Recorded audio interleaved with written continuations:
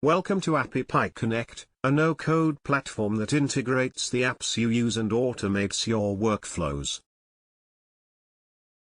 In this video we will integrate Google Sheets with Zoho CRM to automate workflows between the two apps. We will choose a trigger from Google Sheets and then an action from Zoho CRM. Please watch the video till the end. Start by selecting Google Sheets as your trigger app. Next, choose a trigger event. This is the trigger event that will initiate the flow in Connect.